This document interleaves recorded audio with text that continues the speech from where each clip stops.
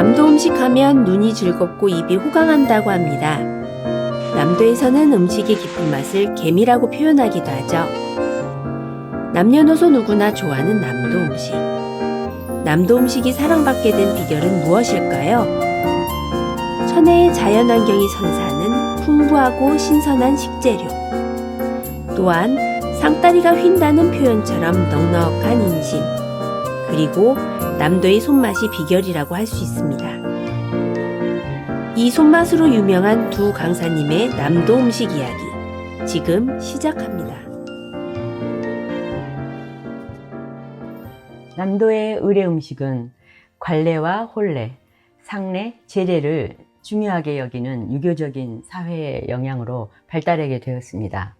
특히 이런 의례는 집안의 큰 행사로 치러지기 때문에 먹거리가 넉넉한 남도에서는 손님을 극진하게 대접하는 풍속이 있어 더구나 큰 상차림을 하는 의례 상차림과 잔치 음식에는 더욱 정성을 쏟고 푸짐하고 화려하게 발달되었을 것입니다.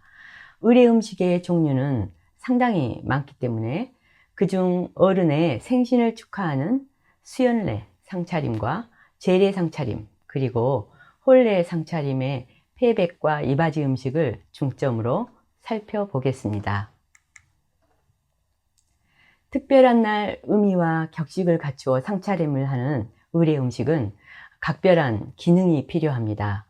예전부터 전해오던 상차림 방식이 있기 때문에 이런 음식문화유산은 그 기능을 보유한 분들을 무형문화재로 지정하여 전승될 수 있도록 하고 있습니다.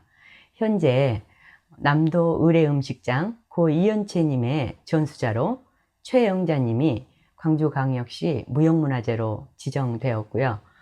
전남 무형문화재로는 전남 의례음식장 장식 음식 부분으로 무안군의 서영기 님이 문어오림을 전수하고 계십니다.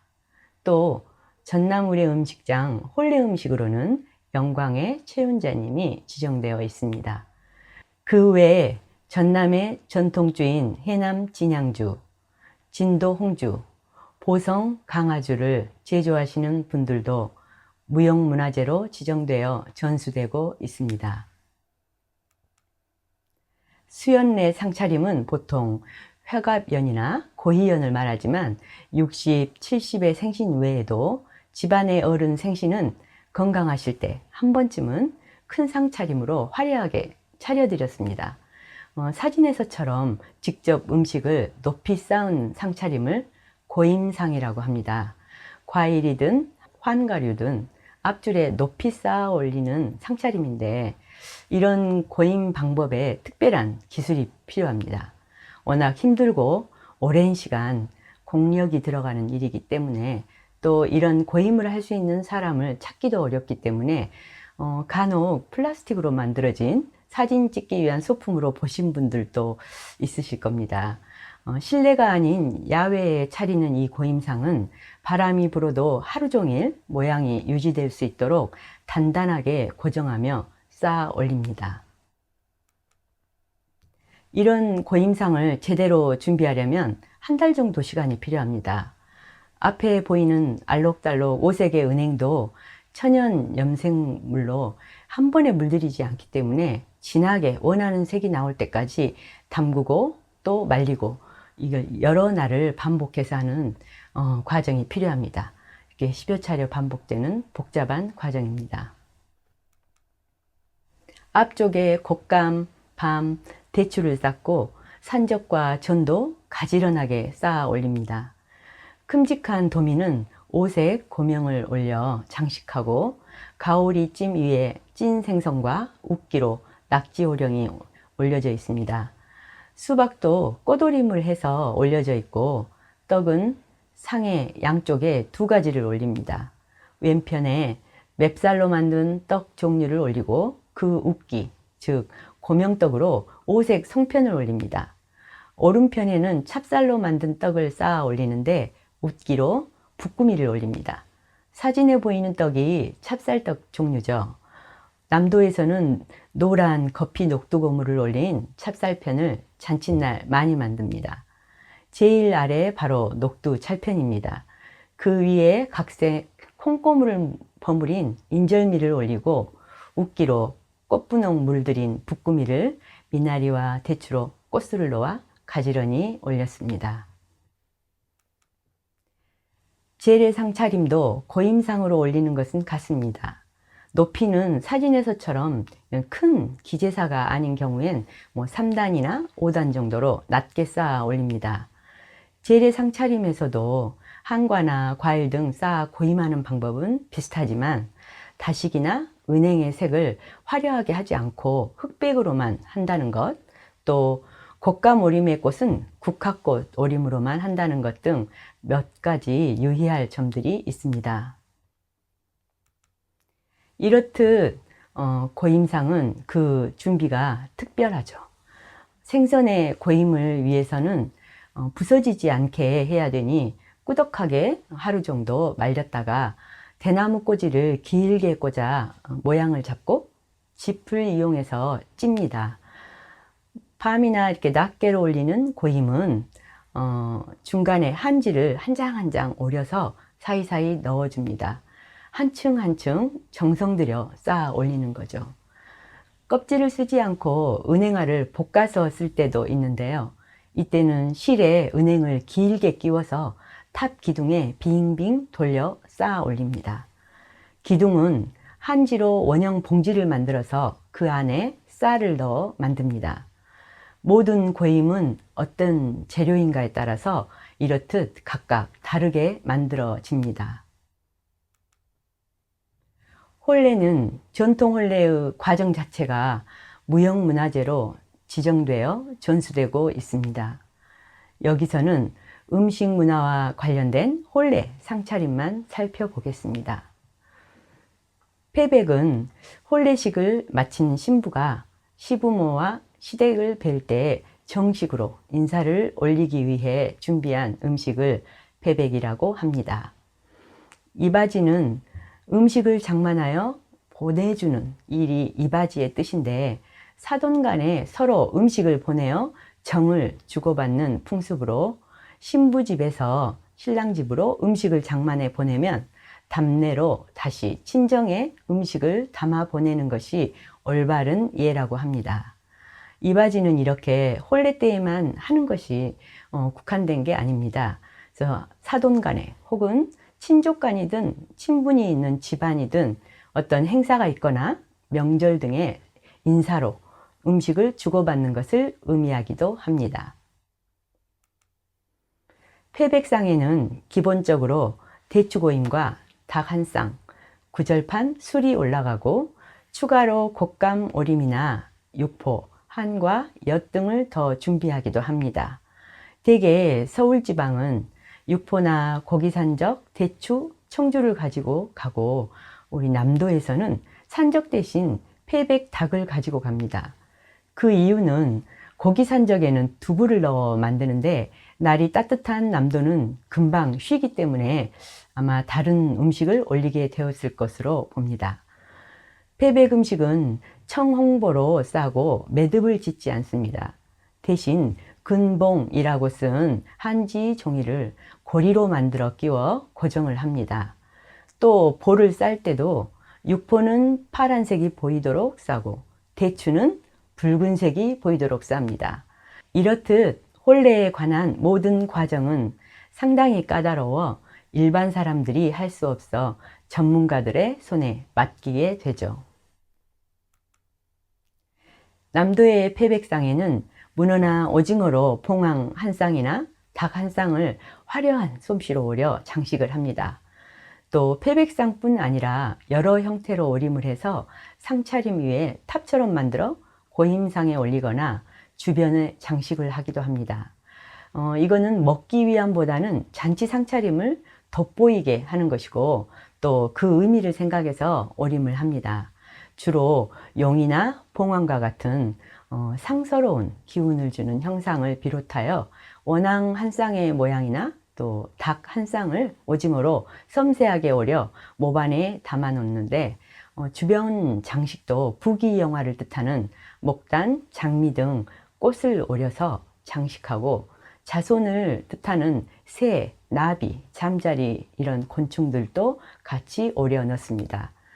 사진의 작품은 앞서 말씀드린 무형문화재 분들의 작품도 있습니다. 왼쪽 첫 번째 봉황 한 쌍은 문어다리로 오림을 한 무형문화재 서영기님의 대표 작품입니다.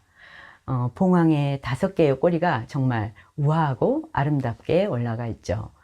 오른쪽에 있는 봉황 탑은 고임상처럼 높이를 주어 꼬리 깃털을 아래로 늘어뜨린 작품으로 남도 의례장이신 최영자 스님께 전수자로 지정된 민경숙님의 작품입니다.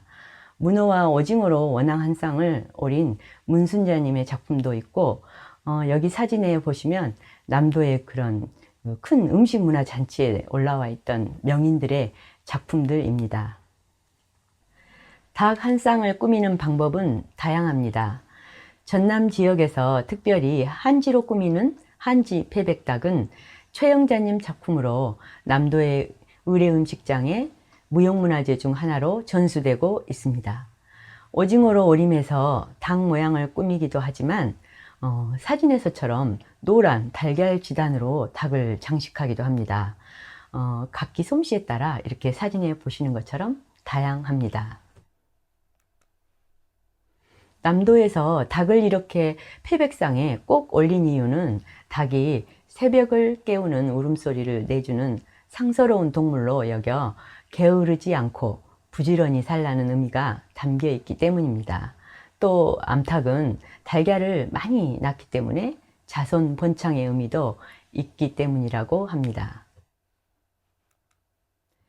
대추고임은 대추가 과실 중에 으뜸으로 우리나라 전통 음식에서 적색을 대표하는 재료입니다.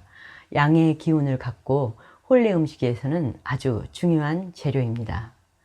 이 대추고임을 할 때는 보통 12단으로 하는데 5단, 7단, 9단으로 홀수로 쌓아서 기람을 상징하도록 합니다.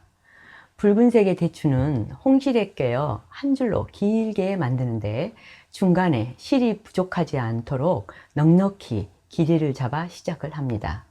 만약에 짧다면 실을 다시 연결하면 안 되고 처음부터 다시 긴 실로 다시 시작해야 합니다. 대추고임에서 또 중요한 것은 즉 여자를 의미하는 밤입니다. 맨 아래는 밤을 먼저 한층 쌓고 사진에서처럼 대추를 올립니다. 그 고임 안에는 반으로 채워 나가서 쌓아갑니다. 보통 9단을 많이 쌓는데요. 줄을 맞추어 다 쌓아지면 다시 밤을 한 줄 돌려 모양을 잡습니다.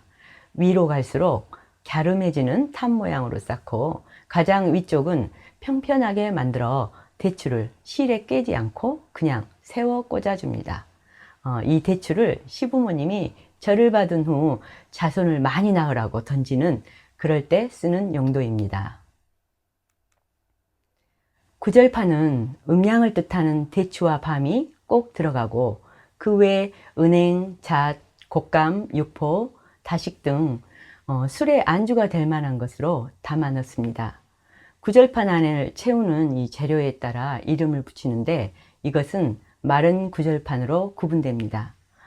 패백상의 구절판에는 특히 열매가 풍성하고 기름진 견과류를 많이 담아 자손만대 번영과 윤택한 생활을 누리라는 그런 의미를 주고 있습니다. 이 구절판의 가운데에도 문어나 오징어로 화려한 꽃을 오려 담고 잣은 솔잎에 하나하나 꽂은 다음 9개씩 청실과 홍실로 묶어 담습니다. 정말 오랜 시간과 정성이 많이 들어가는 음식들로 한 칸 한 칸 채워져 있습니다. 남도엔 감이 참 많습니다. 감을 저장성을 높이기 위해 곶감을 만들어 놓아 1년 내내 의례상 차림에서 빠지지 않는 과실류죠. 혼례 때 쓰는 곶감은 주머니 모양의 곶감이 아니라 납작한 곶감을 씁니다. 동글납작하게 만들어진 곶감을 바로 오리거나 반으로 나누어 오림을 하기도 합니다. 곶감 껍질 쪽에 하얀 분과 속살에 진한 주황색이 어우러지게 꽃 오림을 해서 예쁘게 장식을 합니다. 혼례 때에는 목단이나 장미 등 부귀영화를 뜻하는 꽃 모양으로 오려 가운데는 대추로 장식하고 담아내는 모반 사이사이에는 솔잎을 넣고 장식을 합니다. 남도의 이바지 사진입니다. 대나무 석작에 가지런히 담아낸 모양새가 깔끔하고 얌전합니다. 남도 의례장의 전수를 받은 분들이 담아낸 것입니다.